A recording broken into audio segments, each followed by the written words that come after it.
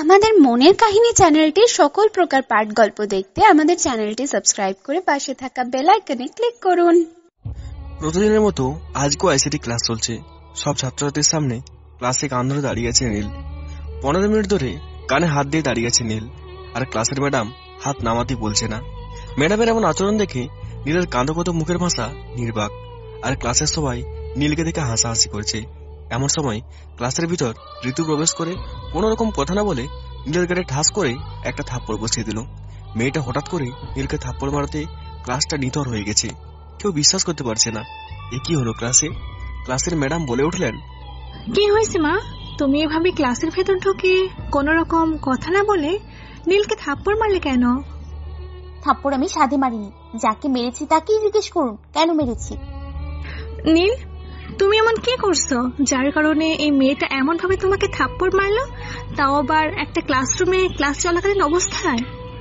Madam, আমি কিচ্ছু করিনি, বিশ্বাস করুন। আর জানি না আমাকে কেন এমন ভাবে মারলো মেয়েটা। সব মিথ্যে কথা, সব তুমি জানো। তুমি আমার বান্ধবীর সাথে এমনটা না করলেও পারতে। আমি আপনার বান্ধবী? কি বলছেন এসব? ন্যাকা, কিচ্ছু জানি না। ভাজা মাছটা উল্টে খেতে জানে না মনে হচ্ছে। আচ্ছা মা, আমাকে বলো তো কি হয়েছে, আমি তো এসবের কিছু বুঝতে পারছি না।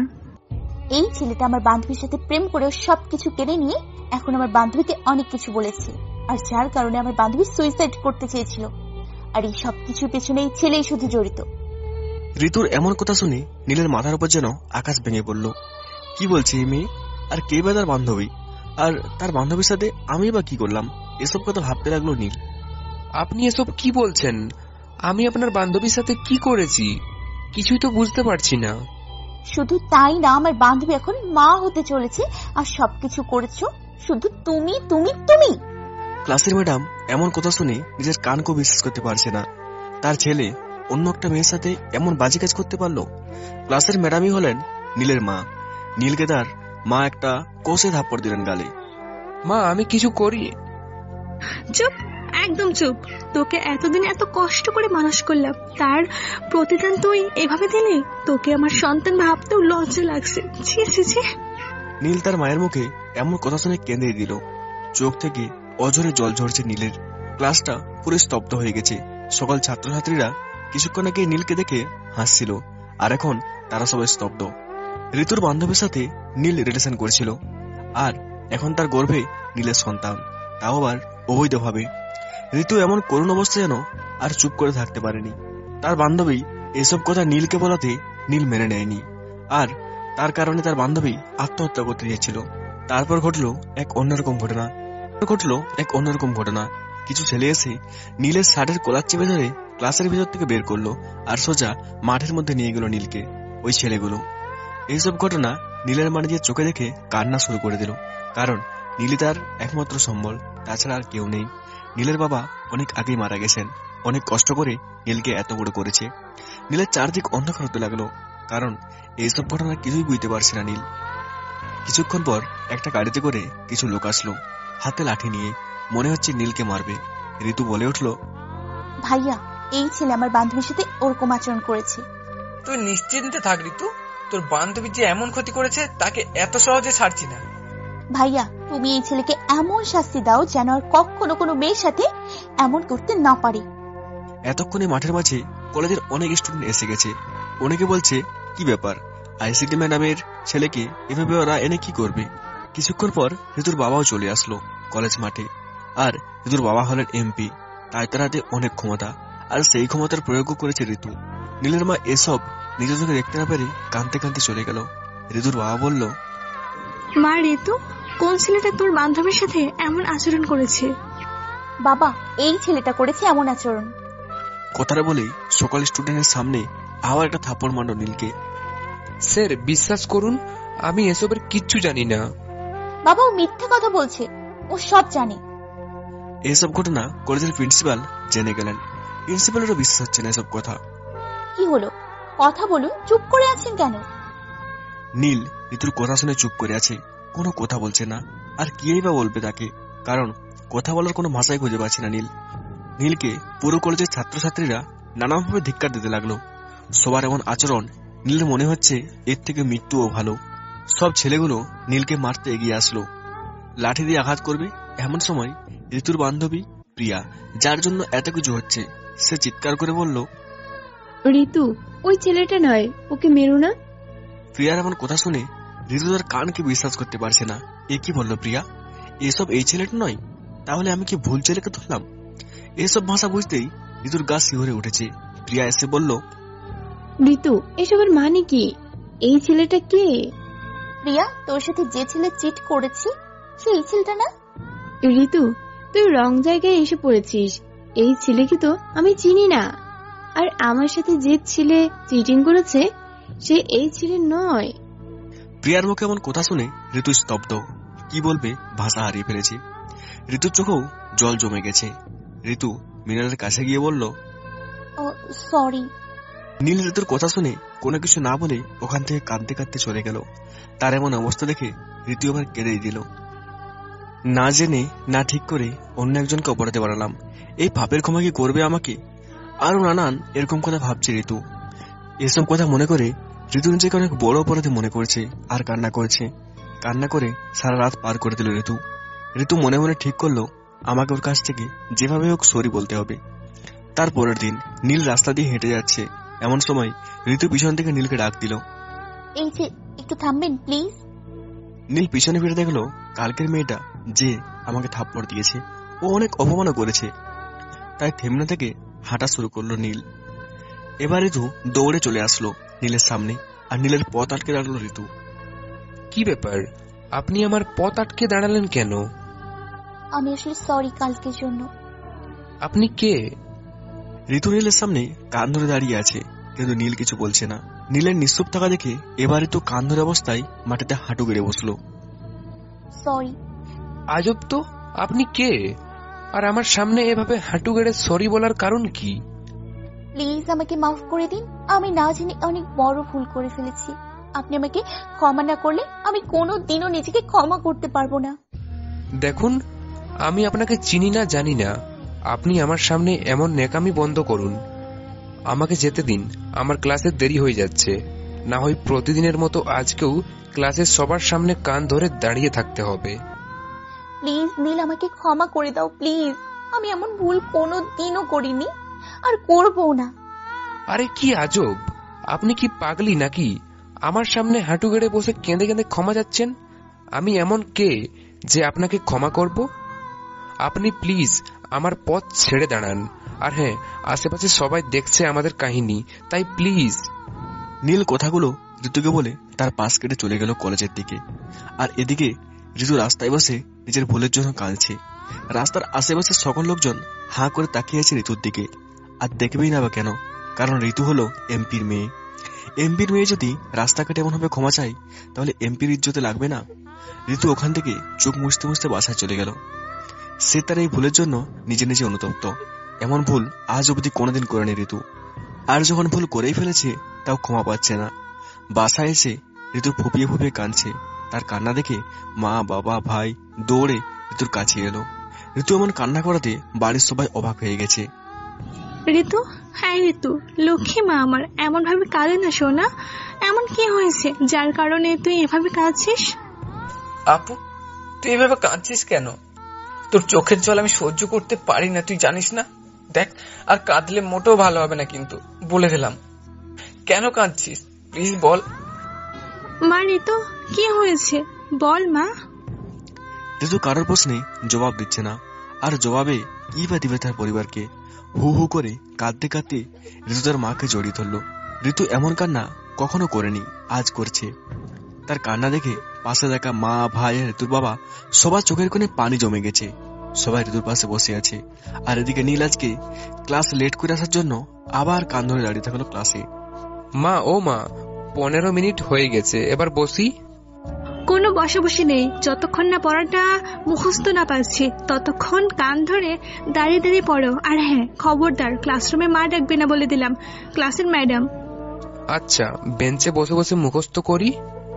কোনো বসাবসি নেই, দাঁড়িয়ে। আর তাছাড়া আপনি আজকে 15 মিনিট লেট করে এসেছেন, তাই আসতে দ্বিগুণ। ওই, তুমি আমার মা না অন্য কিছু? নিজের ছেলেকে এতগুলো স্টুডেন্টের সামনে কান ধরিয়ে রেখেছো। এমনিতেই কেউ আমার প্রেমে পড়ে না, আর এখন তো পড়বেই না। ও হ্যালো, এটা ক্লাসরুম, বুঝেছেন? আর এখানে সবাই সমান। আর কোনো মেয়ে পড়বে কি পড়বে না তাতে আমার কোনো কিছু যায় আসে না। আমি আমার কাজ করে যাব। এতক্ষণে নীল বুঝে গেছে যে তার কোনো কোথায় কাজ হবে না, শাস্তি পেতেই হবে, তাও আবার নিজের মায়ের হাতে। আপনারা নিশ্চয় ভাবছেন নীল অনেক খারাপ ছাত্র।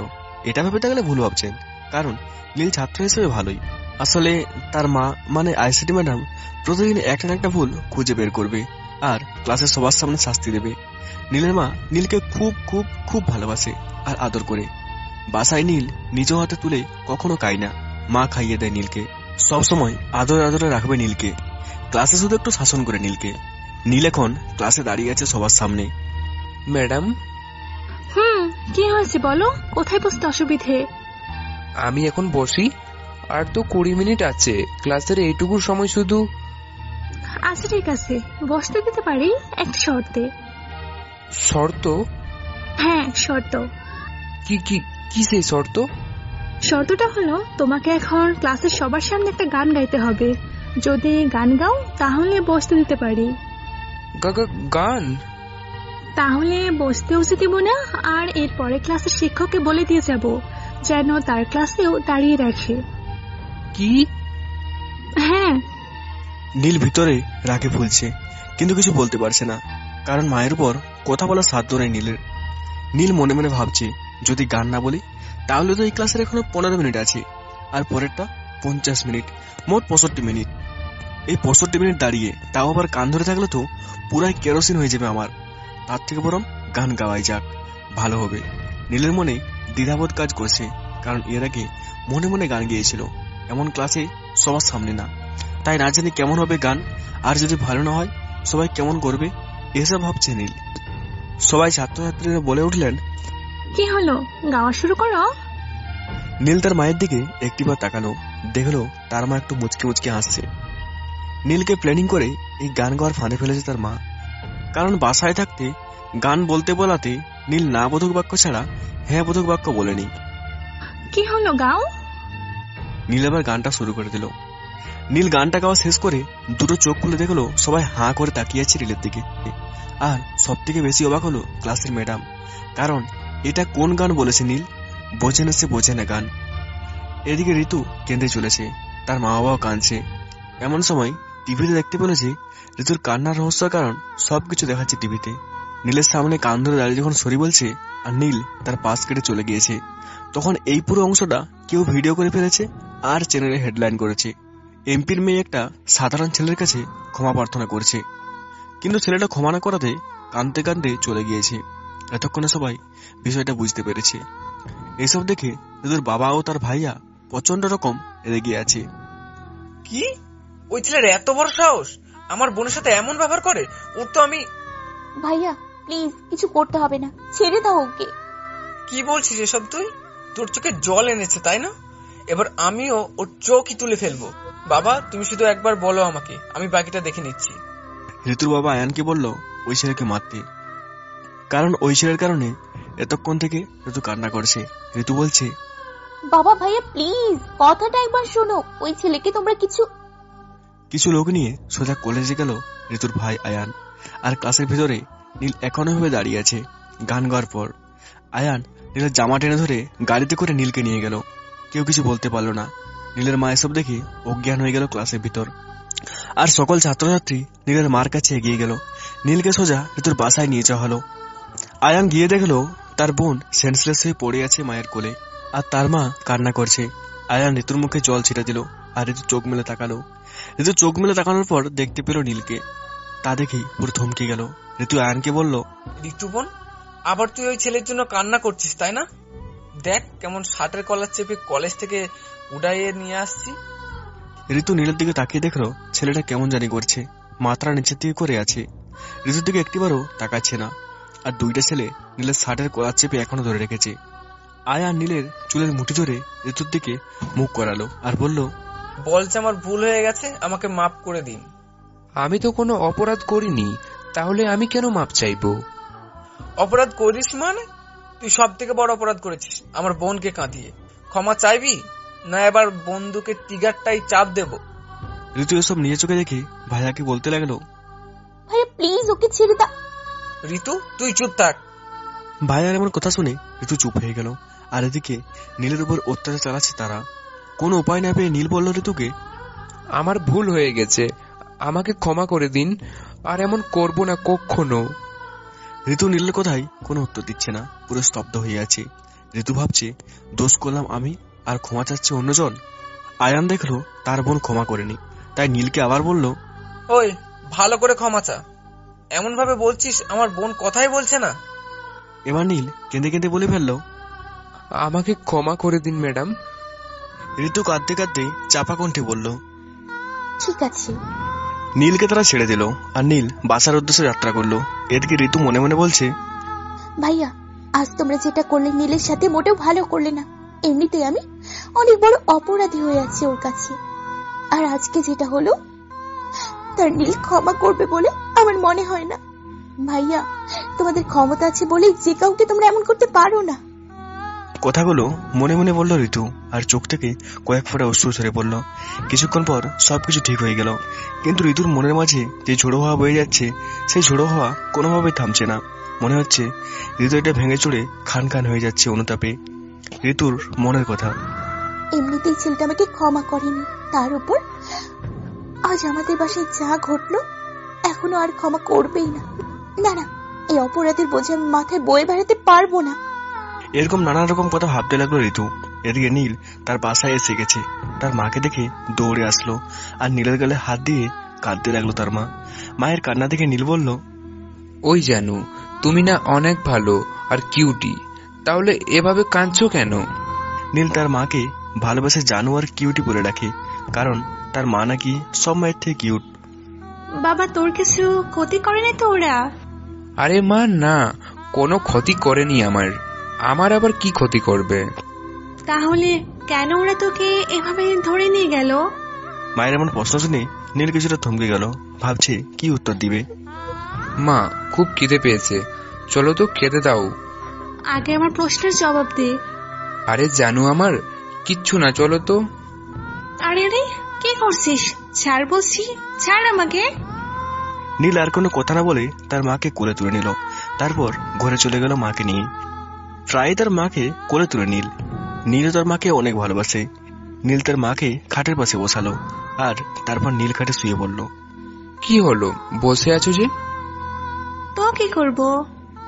আরে কান্নাটা বন্ধ করে যাও, খাবার নিয়ে আসো আর আমাকে খাইয়ে দাও।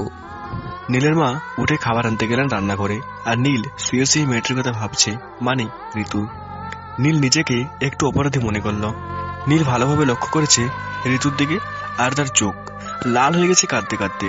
নীল ভাবছে, একটা মেয়ে এত সুন্দর হয় কি করে? সে আমার দিকে তাকালে আমার এমন হয় কেন? আমি এবার মেয়েটার প্রেমে টেপে পড়ে গেলাম না তো? আরে না না, এসব কি ভাবছি, এ হতে পারে না। এমন সময় নীলের ভাবনায় ইতি ঘটিয়ে দিল তার মা। এই যে নিন, হ্যাঁ করুন, আর কত খাইয়ে দিতে হবে আপনাকে? এবার একটা বিয়ে করে বউয়ের হাতে খাবেন। আচ্ছা মেয়েটা এত সুন্দর কেন? কি চোখ, কি তাকানোর চাহনি, মনে হচ্ছে পরী। ওই কিসব বাজে বকছিস? কোন মেয়ে, কার কথা বলছিস? মায়ের কথা শুনে ঘোর কাটলো নীলের। মনে মনে বলছে, এ রে কি হতে কি বলে ফেলাম আমি। তারপর তোতলাতে তোতলাতে বলল, না না মা, কই কই কিচ্ছু না তো, এমনি বললাম আর কি। হয়েছে, এবার নে, হ্যাঁ কর, আমার অনেক কাজ আছে। নীল তার মায়ের হাতে খেতে লাগলো, আর শুধু মেয়েটার কথা ভাবতে লাগলো। ঋতুকে নিয়ে ভাবতে ভাবতে মায়ের হাতে কামড় বসিয়ে দিল নীল। ওই কি হয়েছে তোর হাতে, কামড় দিলি কেন? না না, আসলে কেমন করে যে কামড় দিলাম। রাতে শুয়ে শুয়ে ফেসবুকিং করছে নীল। এমন সময় একটা অপরিচিত অ্যাকাউন্ট থেকে রিকোয়েস্ট এলো নীলের কাছে। নীল ভাবছে এটা কি গ্রহণ করবে নাকি করবে না। শেষে গ্রহণই করলো, আর সাথে সাথে মেসেজ আসলো, I am sorry. Neel reply করলো, কিন্তু কেন? আপনি আমাকে সরি বলছেন কেন? আপনি কে? আমি ঋতু। যখন মেয়েটি বলল আমি ঋতু, তারপর সাথে সাথে মেয়েটিকে ব্লক করলো নীল, আর নীল ঘুমিয়ে গেল।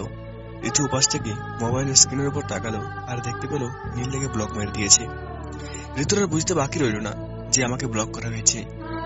ঋতুর অনেক খারাপ লাগলো নীল ব্লক করাতে, সে নিজেকে আরো বেশি অপরাধী মনে করলো। ঋতু জেগে আছে, জেগে জেগে ভাবছে কি করা যায়। অনেক চিন্তাধারার পর ঋতু সিদ্ধান্ত নিল কলেজ চেঞ্জ করার। নীল যে কলেজে পড়ে সেই কলেজে পড়ার, তবেই এর কিছুটা সমাধান পাওয়া যাবে। বাবা মাকে অনেক বোঝানোর পর রাজি হলেন, আর সবকিছু ঠিকঠাক ভাবে কাজ শুরু করলো ঋতু। এখন শুধু কিছু সময়ের অপেক্ষা। 7 দিন পর প্রতিদিনের মতো আজকেও নীল ক্লাসে দাঁড়িয়ে আছে। এটা প্রতিদিনের রুটিন। নীল দাঁড়িয়ে দাঁড়িয়ে ভাবছে মেয়েটিকে কি ব্লক করা ঠিক হয়েছে। সেদিনের পর আমার কাছেও আসেনি, আর কোনো প্রকার যোগাযোগও করেনি। এসব ভাবতে লাগলো আর মনে। এমন সময় কে যেন বলে উঠলো, আসতে পারি ম্যাডাম? মেয়েলি কণ্ঠ, আর কণ্ঠটা কেমন চেনা চেনা লাগছে নীলের। তারপর দরজার সামনে চোখ মেলে নীল 1000 ভোল্টের শক খেলো, আর বলছে মনে মনে, আরে এ তো সেই মেয়েটা যে আমার কাছে ক্ষমা চেয়েছিল, আর পরে আমি। এমন সময় ম্যাডাম বলে উঠলেন, জি আসো। ঋতু ক্লাসের ভিতরে প্রবেশ করলো আর বেঞ্চে গিয়ে বসলো। ক্লাসের সকলে ড্যাব ড্যাব করে তাকিয়েছে ঋতুর দিকে, শুধুমাত্র নীলেই তাকাচ্ছে না তার দিকে। সত্যি বলতে ঋতু অনেক সুন্দর দেখতে, যে কোনো ছেলে পাগল হয়ে যাবে। ক্লাসের বাকি মেয়েরাও মনে হয় তার উপর ক্লাস খেয়েছে, না হলে এমন ভাবে তাকিয়ে থাকে। ক্লাসের ম্যাডাম বিষয়টা বুঝতে পেরে বললেন, ব্ল্যাকবোর্ডের দিকে তাকাও। ম্যাডামের কথা শুনে সবাই তাকালো ব্ল্যাকবোর্ডের দিকে। ঋতুর মাথায় একটা জিনিস আসছে না, আর তা হলো ক্লাসের সবাই বসে আছে আর নীলই দাঁড়িয়ে আছে। আর মনে মনে বলল, সেদিন ক্লাসে এসেও দেখছি দাঁড়িয়ে থাকতে, আর আজকেও দেখছি দাঁড়িয়ে থাকতে। ব্যাপারটা কি? পায়ে আবার কোনো সমস্যা নেই তো?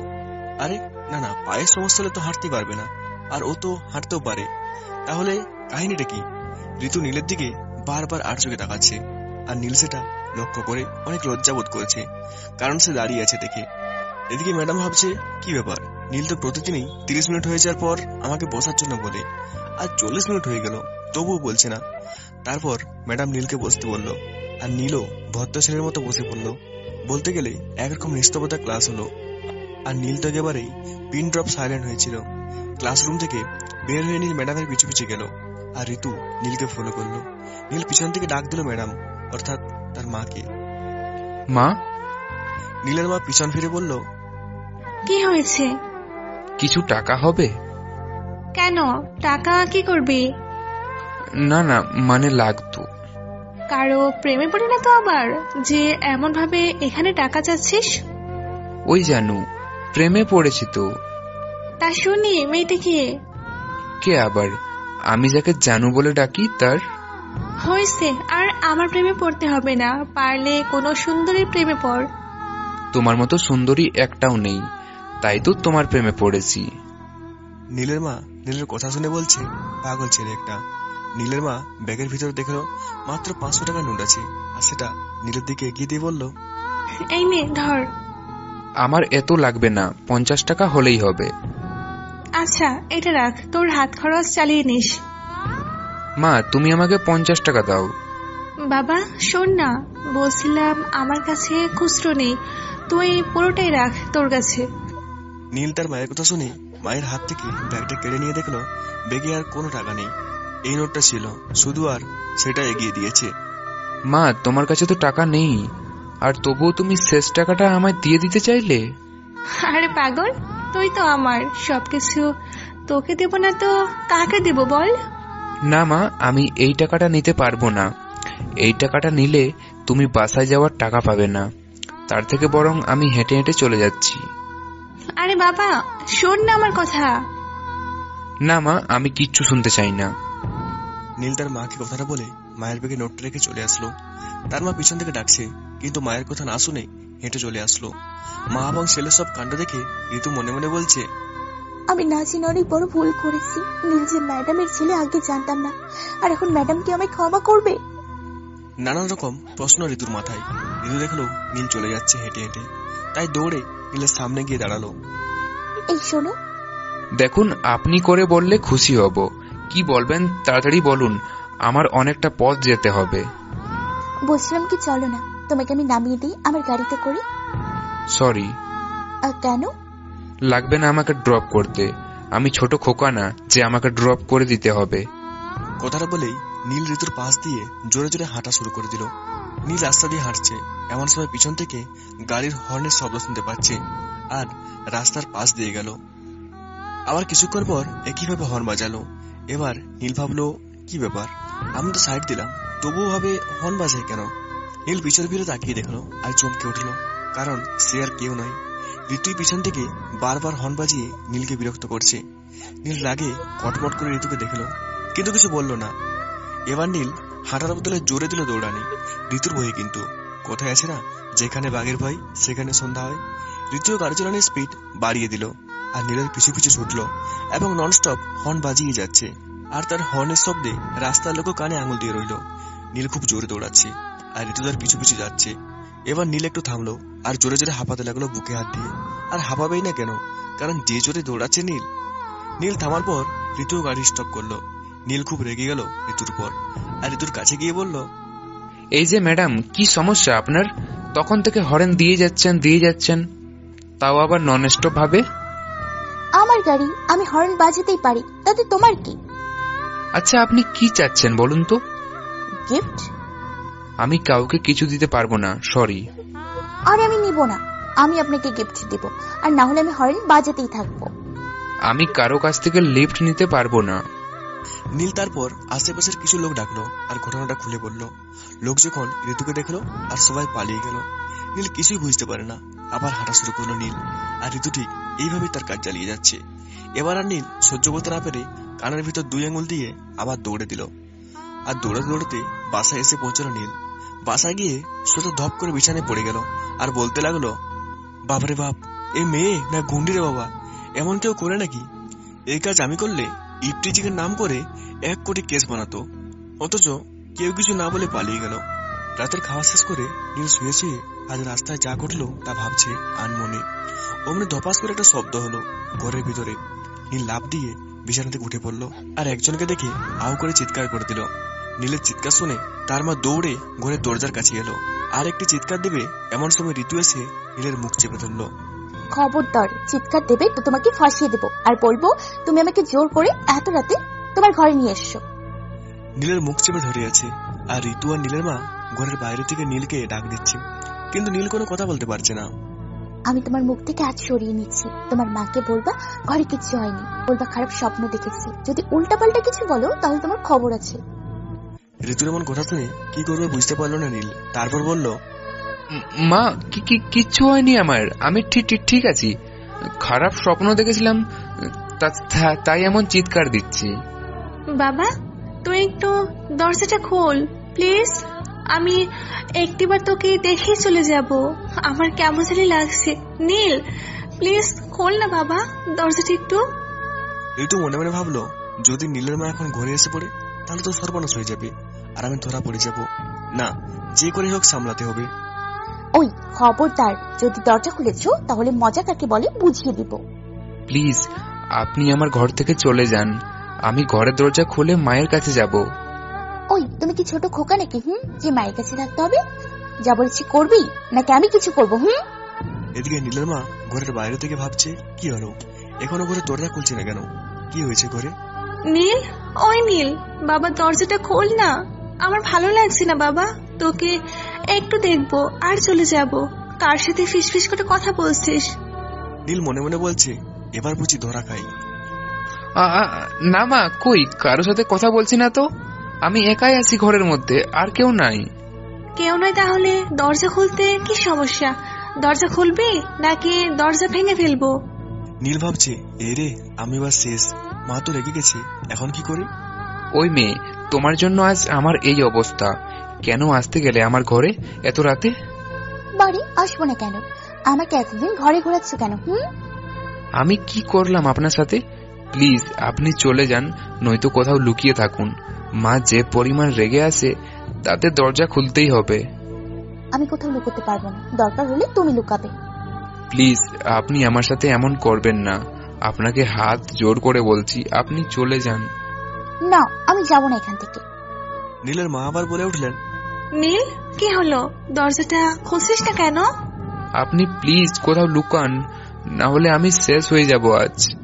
এবারে তো নীলের কথা মতো খাটের নিচে লুকিয়ে পড়লো আর নীল গিয়ে ঘরের দরজা খুলে নীলের মা ঘরের ভিতরে প্রবেশ করলো। কি রে, এতক্ষণ লাগে তোর ঘরে দরজা খুলতে? আর কার সাথে এমন ফিসফিস করে কথা বললি? না না না, কই কারোর সাথে না, আমি তো একা একা কথা বললাম আর কি। তুমি দেখো কেউ তো নেই ঘরে।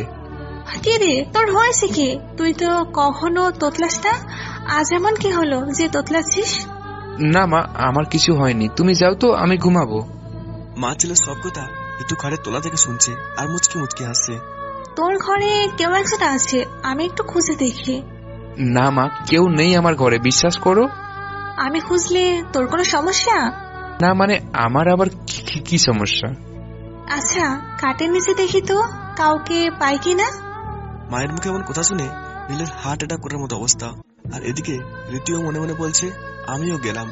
নীল ভাবছে, এখন যদি মা ঋতুকে দেখে ফেলে তাহলে তো আমাকে, সালা ঋতুটাও আসার আর সময় পেল না, রাতের মধ্যেই আসতে হলো।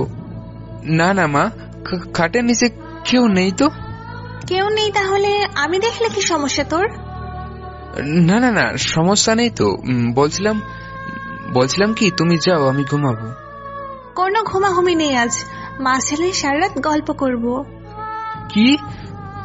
হ্যাঁ গল্প। আচ্ছা সর, আগে খুঁজে দেখি কে আসছিল তোর ঘরে।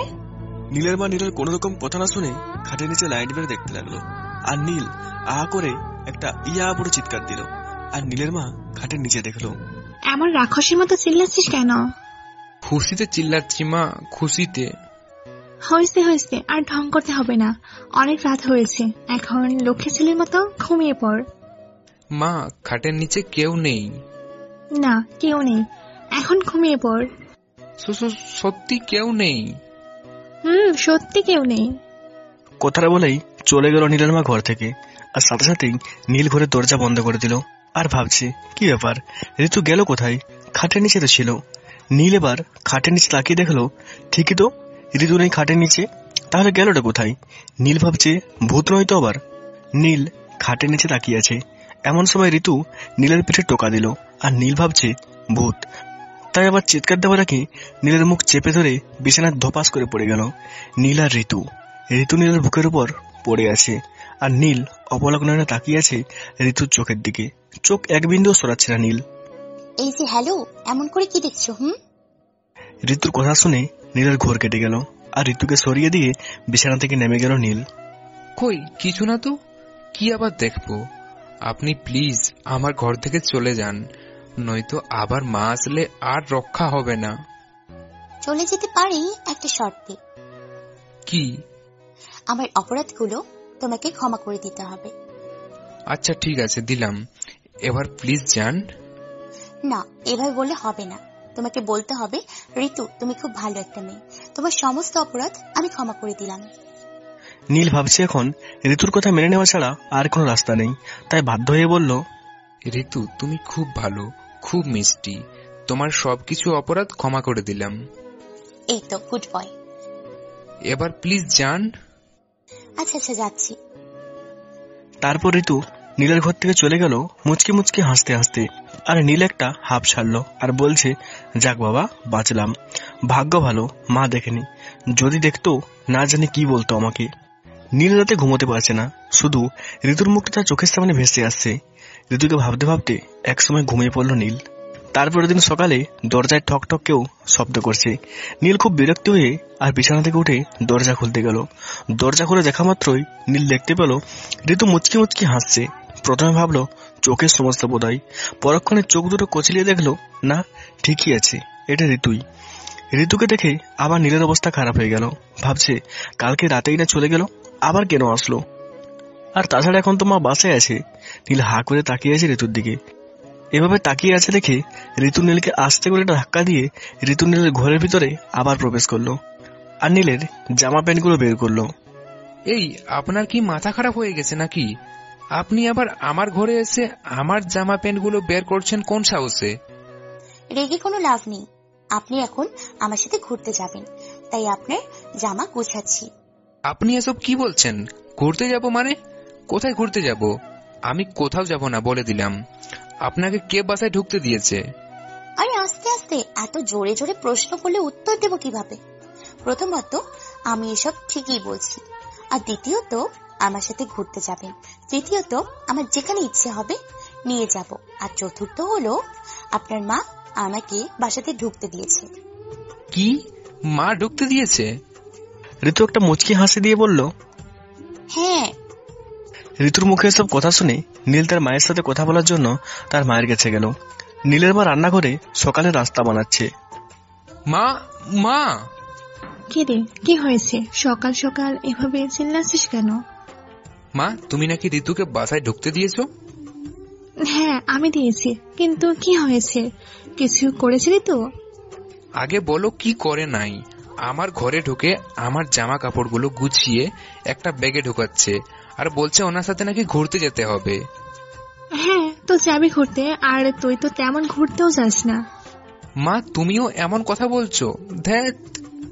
নীল মায়ের কাছ থেকে অনেকটা বিরক্তি নিয়ে চলে গেল, আর তার ঘরে গিয়ে দেখলো জামা কাপড় ব্যাগের ভেতর ঢুকানো শেষ। ঋতু নীলকে দেখে বলল, এখন 5 মিনিটের মধ্যে রেডি হয়ে নাও। আর না হলে তোমার মাকে কি বলবো তা আমার খুব ভালো করেই জানা আছে। আমার না গেলে হয় না? আচ্ছা থাক, যেতে হবে না, তোমার মায়ের কাছে যাচ্ছি। এই না না, মায়ের কাছে যেতে হবে না, আমি রাজি। তাহলে এখনো এখানে কেন? কি করব? যাও, রেডি হয়ে আসো। তারপর নীল আর কোনো কিছু না বলে রেডি হয়ে আসলো। একসাথে নাস্তা করে বেরিয়ে পড়লো তারা দুজন। ঋতু তার বাবার দামি গাড়ি নিয়ে এসছে। ঋতু নিজেই গাড়ি ড্রাইভ করছে, আর নীল তার পাশের সিটে বসে আছে। নীল চুপচাপ বসে আছে, আর ঋতুও চুপচাপ গাড়ি চালিয়ে যাচ্ছে। আচ্ছা, তুমি কি বোবা? কেন বলুন তো? এই যে আমি গাড়ি চালাচ্ছি আর তুমি চুপ করে আছো। আমার কিছু বলার ছিল। ও না, আর বলবো না।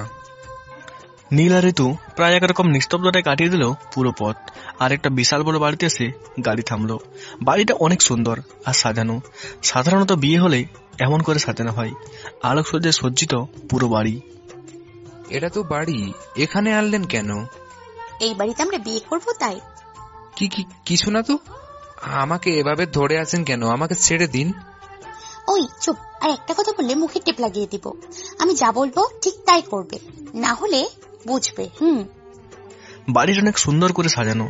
সাধারণত বিয়ে হলে এমন সুন্দর করে সাজানো হয়, আলোকসজ্জায় সজ্জিত পুরো বাড়ি। নীল আর কোনো কথা না বলে ঋতুর পিছু পিছু গেল। আর বাড়ির ভিতরে ঢুকতেই নীল দেখতে পেল একটা মেয়ে বেরিয়ে আসলো, আর সেই মেয়ে প্রিয়া। তাকে দেখে নীলের মাথা চক্কর দিয়ে উঠলো, আর ভাবছে এখন প্রিয়ার সাথে আমার বিয়ে দিবে না তো আবার। প্রিয়া দৌড়ে এসে ঋতুকে জড়িয়ে ধরলো, আর সেটা নীল দেখে রাগে ফুলছে। প্রিয়া নীলকে দেখিয়ে বলল, আচ্ছা ঋতু, এইটা সেই ক্যাবলাটা না যাকে তুই... এবার নীলের কাঁদো কাঁদো মুখ, আর ভাবছে কি আমি কেবলা? আমাকে কেবলা বলে এতগুলো লোকের সাথে অপমান করলো। ঋতু নীলের দিকে তাকালো। ঋতুর আর কিছু বুঝতে বাকি রইল না যে নীলের ভালো লাগছে না। তাই তার বান্ধবীকে বলল, কি রে, এখানে দাঁড় করিয়ে রাখবি নাকি ভেতরে ঢুকাবি? তারপর নীল আর ঋতু দুইটা ঘরে প্রবেশ করলো, আর নীল ঘরে শুয়ে শুয়ে ভাবছে আমাকে সত্যি কেবলা? পরের দিন ঘুমতি করে দেখে বাড়িতে আত্মীয় স্বজন অনেক, আর সবাই হাসি খুশি। নীলের মনে একটাই চিন্তা, আমার সাথে কারো বিয়ে দিবে না তো। অবশেষে ঝমকালো বিয়ের অনুষ্ঠান আরম্ভ হলো। কনে আর বরকে দেখে নীল হাফ ছেড়ে দিল। আজ ঋতু শাড়ি পরেছে, হাতে চুড়ি, ঠোঁটে লিপস্টিক, হালকা মেকআপ, চোখে কাজল, সব মিলিয়ে পুরো ফাটাফাটি লাগছে ঋতুকে। আর পায়ে নুপুরও পড়েছে। তার শব্দে নীলের মনের মধ্যে ঝনঝন করছে। নীল ঋতুকে বারবার আর চোখে দেখছে বিয়ে বাড়িতে। যখনই ঋতু নীলের দিকে তাকায়, নীল কিছুটা ভেবা চেয়ে খেয়ে চোখ সরিয়ে নেয়, আর তা দেখে ঋতু মুচকি মুচকি হাসে।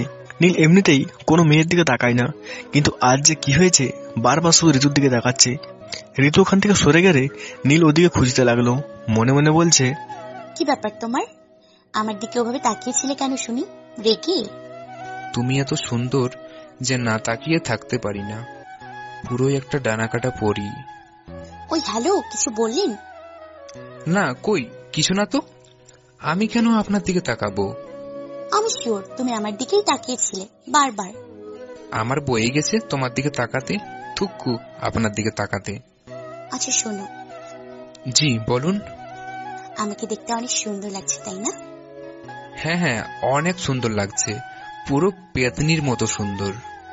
নীলের মুখে এমন কথা শুনে ঋতু অনেক রেগে গেল, আর তারপর নীলের মুখটা চেপে ধরে গালে একটা কষিয়ে কামড় দিল। বেচারা নীল চিৎকার দেবে তার আর উপায় নেই, কারণ মুখ চেপে ধরে কামড় দিচ্ছে। অনেক শক্ত করে কামড়টা বসালো ঋতু। নীলের গালে সব করে দাঁতের দাগ লেগে আছে, আর গালটা লাল হয়ে গেছে। ঋতু নীলকে ছেড়ে দিয়ে দৌড়ে চলে গেল। নীল একটু ঘর থেকে বের হলো, আর বিয়ে বাড়ির সব লোকজন নীলের দিকে তাকিয়ে হাসছে। নীল কিছু বুঝে উঠতে পারলো না। একটা মেয়ে বলে উঠলো। সবাই একসাথে নীলকে দেখে হেসে উঠলো। নীলের লজ্জায় মাথা কাটা যাবার অবস্থা। একটা গাল হাতের মধ্যে রাখলো নীল, আর উপলব্ধি করলো হাত দিয়ে বুঝতে পারছে যে কিছু একটা হয়েছে। নীল দৌড়ে তার ঘরে গেল, ফুপিয়ে ফুপিয়ে কাঁদতে লাগলো। নীলের কান্না দেখে ঋতু, সরি, আমার ভুল হয়ে গেছে। তোমার গালে কামড় দেয়া আমার ঠিক হয়নি, প্লিজ ক্ষমা করে দাও প্লিজ। ঋতুর কথা শুনে নীল আরো জোরে জোরে কান্না করতে লাগলো। এমন বাচ্চাদের মতো কাঁদতে নেই, লোকে খারাপ বলবে তো। বলুক খারাপ, তুমি কেন আমাকে কামড় দিচ্ছ? আমি একটু তোমার দিকে তাকিয়েছি বলে এমন করে কামড় দিচ্ছ তুমি?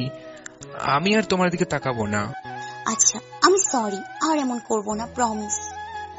ঋতু নীলের দিকে তার হাত দিয়ে আলতো করে নীলের চোখের পানি মুছে দিল। নীল চুপ করে আছে, কিছু বলছে না। দেখে ঋতুর মনটা একটু খারাপ হয়ে গেল। খুব লেগেছে তাই না? তুমি কেন আমাকে পেতনি বলছো তখন? যদি পেতনি না বলতে তাহলে আর কামড় খেতে হতো না। পেতনিকে পেতনি বলবো না তো কি বলবো? পরি, আপনি আমার কাছ থেকে জানতে চাইছেন কেন? ঋতু চলে গেল নীলের কাছ থেকে, আর তার কিছুক্ষণ পর ঋতুর বান্ধবী প্রিয়ার আগমন। প্রিয়া এসে নীলকে বলল, সরি। আপনি আবার সরি বলছেন কেন? আমার জন্য আপনাকে অনেক অপমানিত হতে হয়েছে, তাই। আসলে সেদিন আমার বান্ধবী ঋতু আমার কথাগুলো শুনে নিজেকে কন্ট্রোল করতে পারেনি, তাই ভুল ঠিকানায় চলে গিয়েছিল, আর তার শিকার হয়েছেন আপনি। আমি এসব কিছু মনে করিনি। আচ্ছা, আপনার বিয়ে তো, তাই না? হ্যাঁ, আমারই বিয়ে। আর কার সাথে জানেন? কার? যাকে আমি ভালোবাসি তার সাথে, যাকে মনে করে আপনাকে ধরা হয়েছিল। আচ্ছা, সে তো আপনাকে মেনে নেয়নি, তাহলে এখন বিয়ে করছে কিভাবে?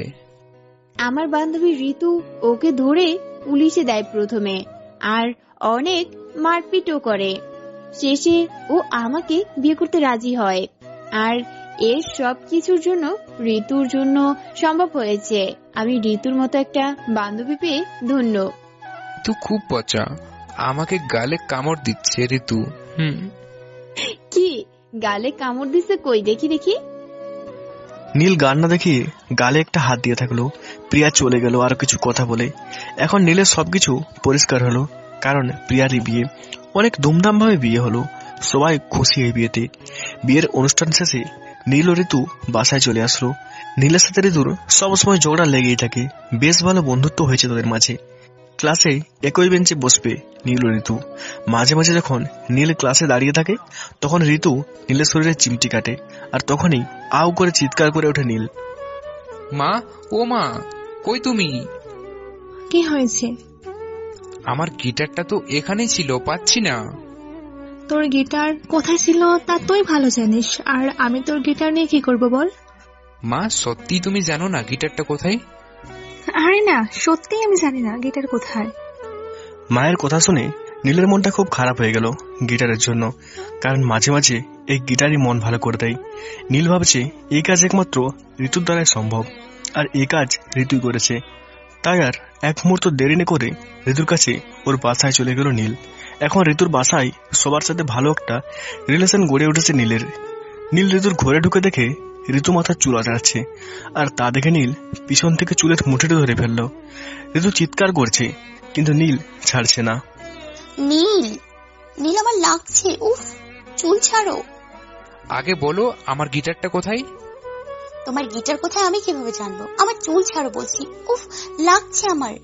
তুমি গিটারটা না দিলে আমি কখনো চুল ছাড়বো না। ঋতুর চুল টেনে ধরার কারণে অনেক লাগছে।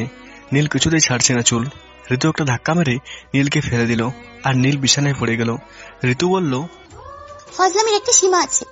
তোমার গিটার আমি নেইনি, আর একবার যদি গিটারের কথা বলো তাহলে মোটেও ভালো হবে না, এই বলে দিলাম। মহারানীর রাগ উঠছে দেখছি, চোর কথাকার। চুপ, একদম চুপ, বেয়াদব ছেলে। আমি রাখবো কি রাখবো না সেটা আমার ব্যাপার, এখানে তোর কথা বলার কি আছে? ঋতু, এসব কি বলছো? হ্যাঁ, আমি ঠিকই বলছি। আরেকটা কথা, তুমি আমার সামনে আর কখনো আসবে না। তোমার প্যাঁচা মার্কা মুখ আর আমি দেখতে চাই না। তোমাকে আমি অনেক ভালো ভেবেছিলাম, কিন্তু তুমি অনেক নীচ, অনেক বাজে, আর কখন তোমার মুখ আমাকে দেখাবে না। ঋতু নীলকে এভাবে আরো অনেক কথা শোনালো। এসব শুনে নীল প্রায় কেঁদেই দিচ্ছিল। নীল ভাবছে, ঋতু কি বলে, এসব তো আমি কখনো খারাপ কিছু করিনি, কোনো খারাপ ব্যবহারও করিনি, তাহলে আমাকে এসব বলছে কেন? নীল ঋতুকে বলল, ঋতু অনেক হলো, আর মজা নিও না তো, চলো আজ ঘুরতে যাব।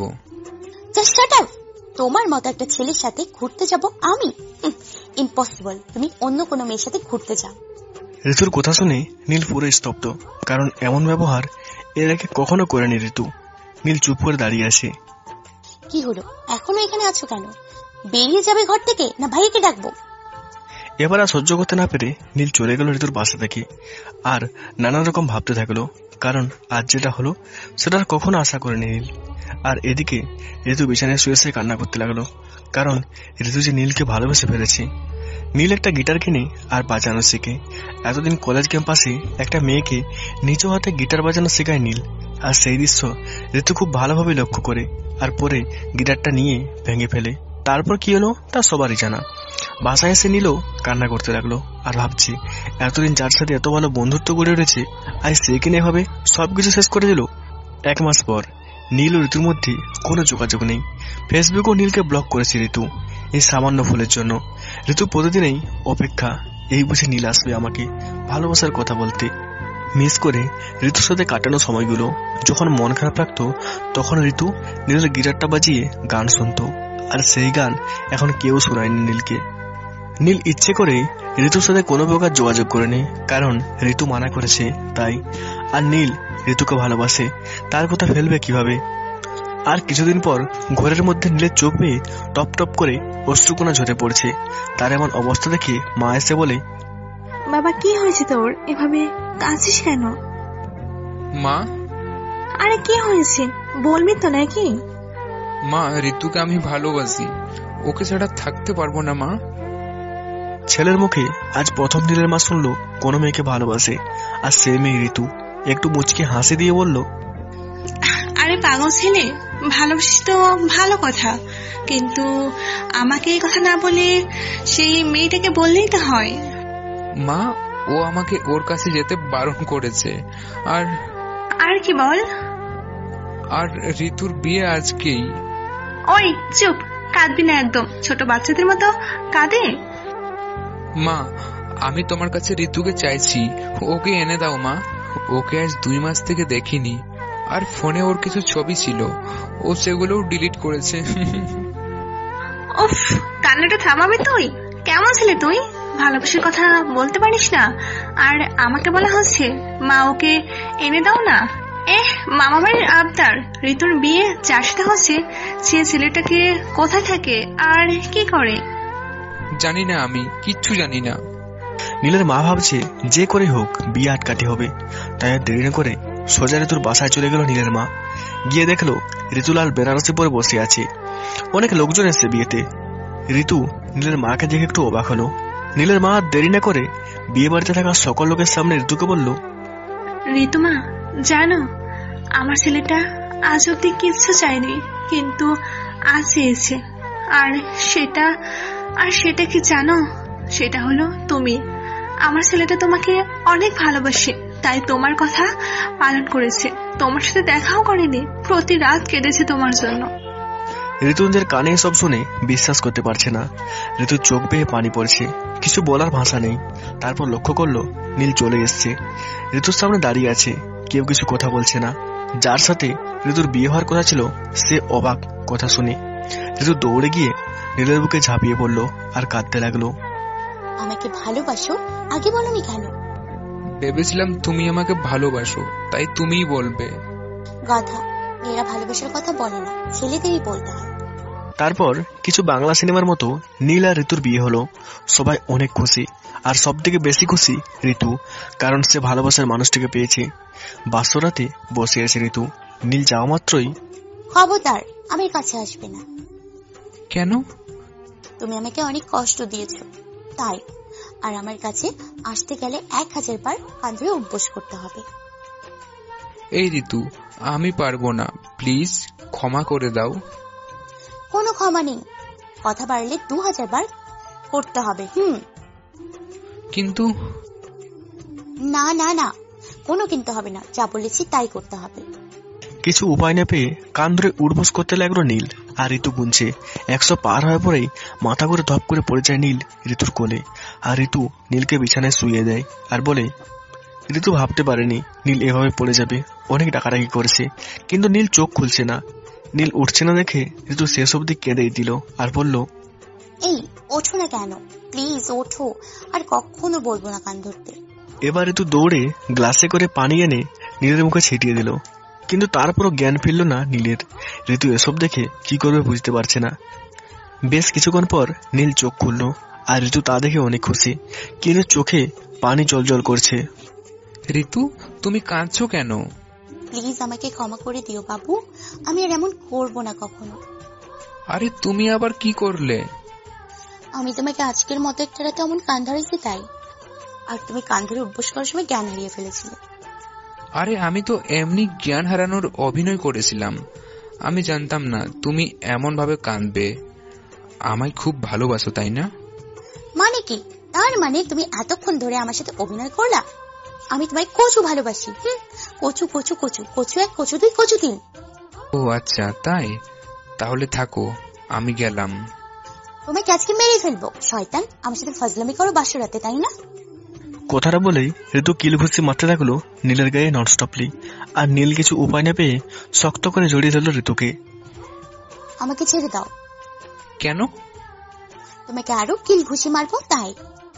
আমি তো ছাড়ছি না তোমায়। ছেড়ে দিবা নাকি মাকে চিৎকার করে ডাকবো? আচ্ছা ডাকো দেখি, গলায় কত জোর তোমার। ঋতু ডাকতে যাবে এমন সময় নীল ঋতুকে ছেড়ে দেয় আর ঋতু নীলকে না মেরে জড়িয়ে ধরে তলিয়ে যায় ভালোবাসার অতুল সাগরে। চলতে থাকুক এদের ভালোবাসা। হ্যালো বন্ধুরা, ভিডিওটা লাইক করো আর একটা অবশ্যই কমেন্ট করো আর সাবস্ক্রাইব করতে ভুলো না।